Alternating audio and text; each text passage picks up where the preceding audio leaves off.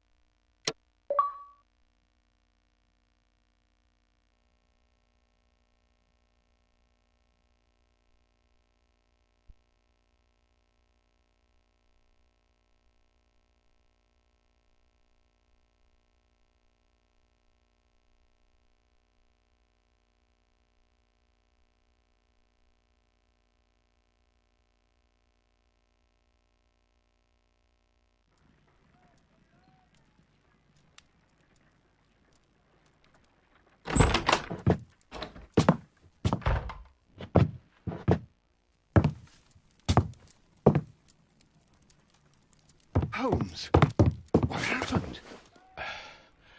I feel deathly. And you look it. Let me examine you. Please don't tell me that you've returned to your old habits.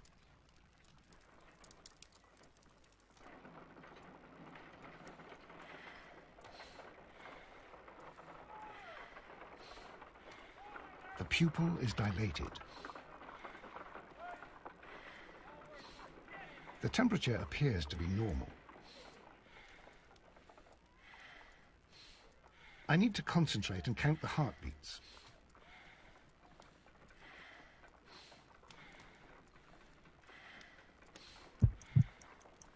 I need to concentrate and count the heartbeats.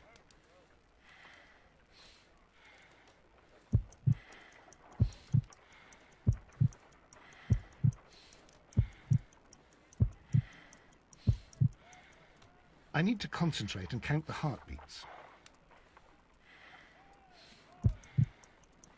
I need to concentrate and count the heartbeats.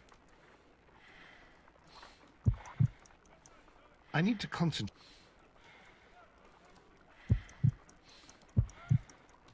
I need to concentrate and count the heartbeats.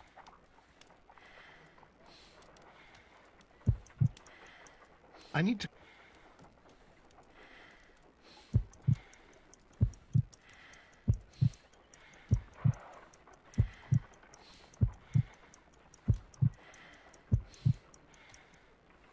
A weak pulse, around 50 beats per minute.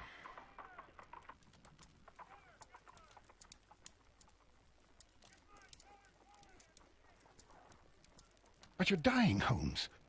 Your pulse rate is dropping. We need to get you to the hospital immediately. The antidote. Give it to me.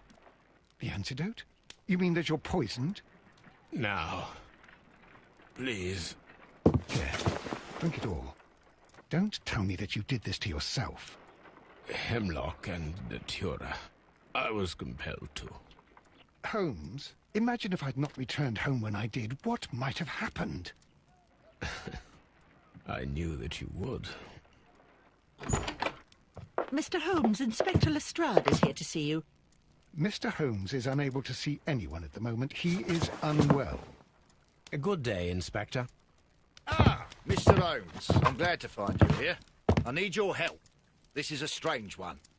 We have brought in 2 young bankers from the city, sons of lords, members of the chamber, and so on and so forth. They were found stranded in a rowing boat that was drifting on the Thames. A romantic escapade with an unhappy ending, Lestrade. What? Well, yes, they were both in the buff, but, what? As I said. And they were tied together. You are lacking in imagination, Inspector. Well, no, I'm not. Anyway, there was a banner flapping about in the boat with the RMS Oceanic printed on it and signed by the Merry Men. The Oceanic?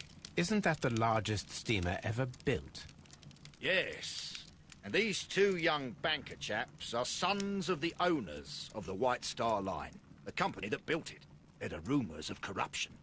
I'm not interested in politics, Lestrade. I'll keep it then. Here's another one that's a bit more complex and maybe to your liking.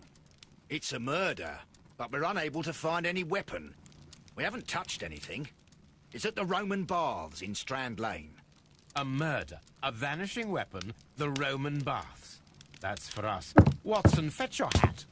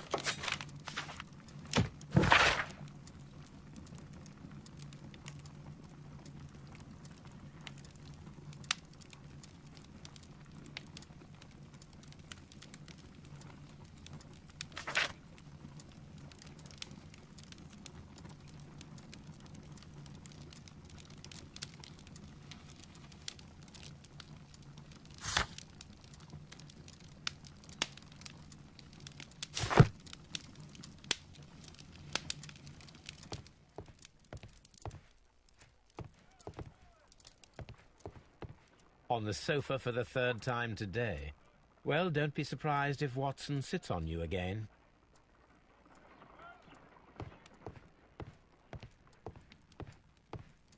I'm always wondering what's on your mind, Holmes.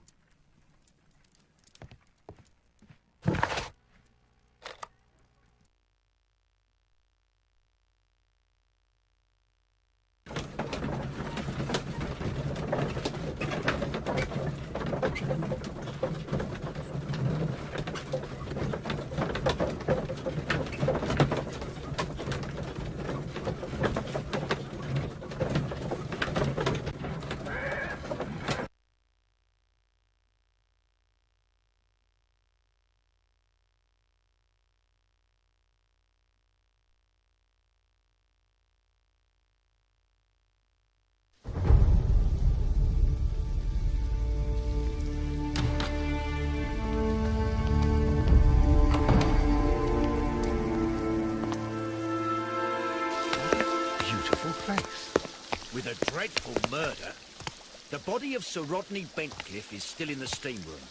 It has not been touched, per your usual instructions, Mr. Holmes. I shall be waiting for you here, but please hurry.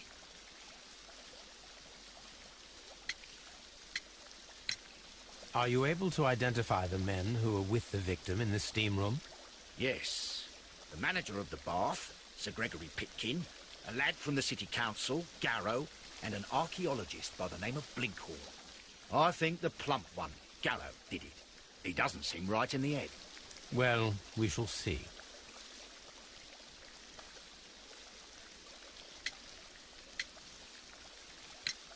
You found no murder weapon? No, and that's why I called you. All three witnesses and the victim were locked in when the murder occurred, and they remained so until we got here. We even had to pick the lock to enter. I see. Was there anyone else here, apart from those gentlemen in the steam room? Yes, a Mr. Phillips. He was the one who called the police. He will be able to give you more details.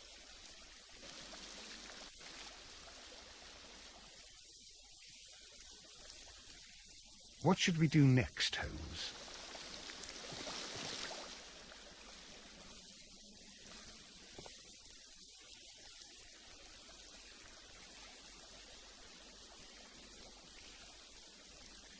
Good day to you, Mr. Phillips. My name is Sherlock Holmes, and this is my colleague, Dr. Watson. Would you be so kind as to answer our questions? Certainly, sir.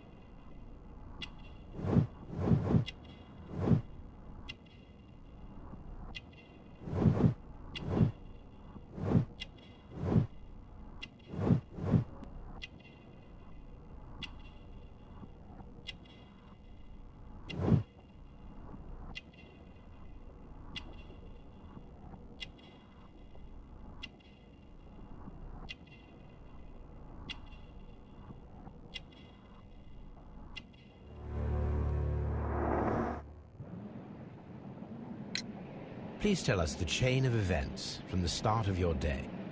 Everything that you can remember. The slightest detail may be of importance. Very well, sir. I came in at 6:30 this morning, and I opened the baths. I made sure that the room was clean, and I prepared the towels. The brazier was still burning. There was a fire burning all night. Yes, Sir Gregory ordered me to light the brazier yesterday. It takes some time until the room is fully heated. The gentleman had a meeting at 9 o'clock this morning. I wanted everything to be perfect. They'd been in the steam room for 20 minutes when I suddenly heard shouting. I ran to the door, but it was closed. I couldn't open it. So I ran out to the street to call for the police. One constable came up, and then there were others, and they picked the lock. Then Inspector Lestrade came along, and he told us that nothing should be touched.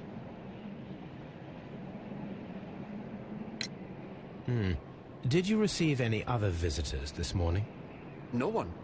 Until these gentlemen arrived. Sir Gregory was the first.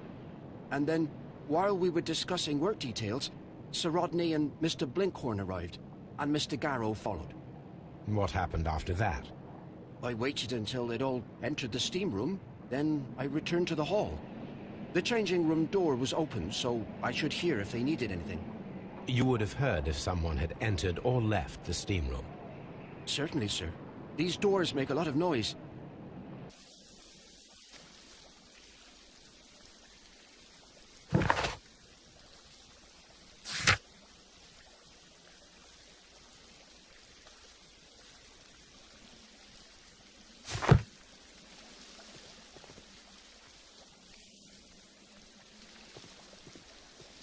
The steam room's on the other side, Mr. Holmes.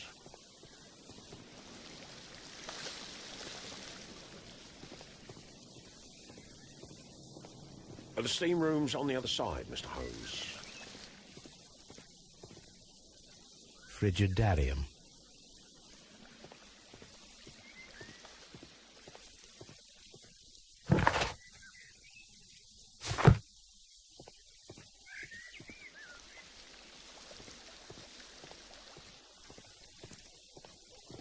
The changing room.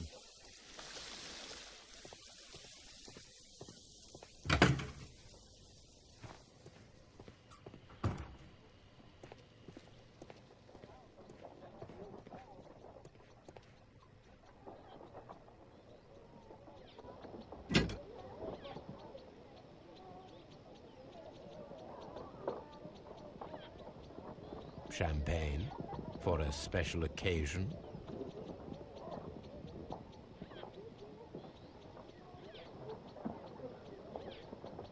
Unopened. It was intended to be enjoyed after the steam session.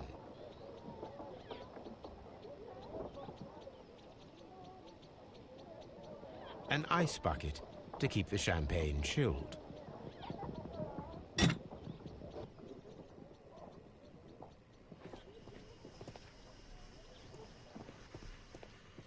Expensive clothes belonging to one of the men from the steam room.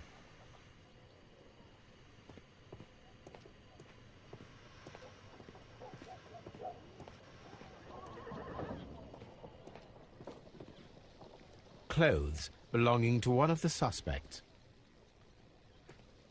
These clothes belong to one of the suspects from the steam room.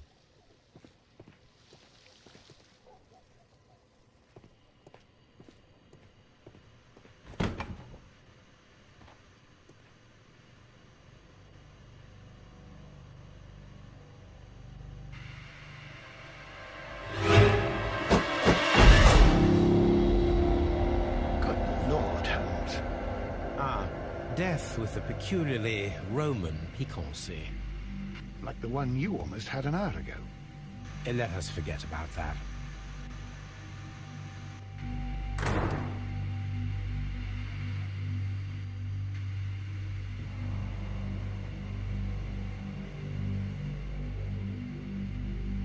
There was only one hit from the weapon.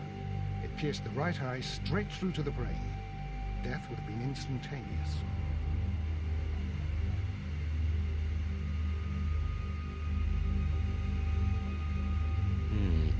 The wound should not have bled so profusely. This pool is rather large.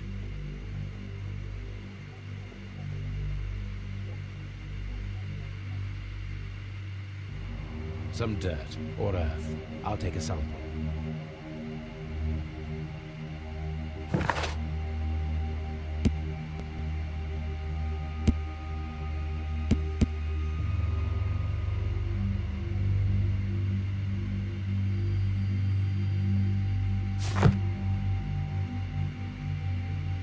Look, Watson.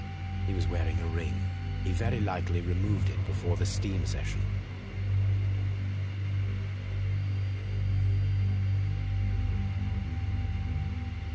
Well, death is very recent. Between 30 minutes to 1 hour ago.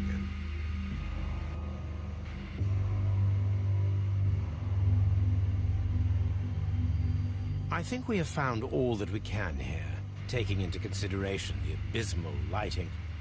Constable, we have finished with the body. We don't have many leads here. What concerns me is that we still have to find the murder weapon. Mr. Holmes? Please have the body removed without disturbing anything else in the room. All right, Mr. Holmes. I was wondering, Holmes, it's fairly reckless to carry out a murder inside a closed chamber. Why do you suppose they did it? There are a great many possibilities. The murderer was in a hurry. Or he is an artist. Or a ghost. Or he wanted to ensure that I'd be brought in on the case. Probably the latter. You are ridiculous. Do you know that?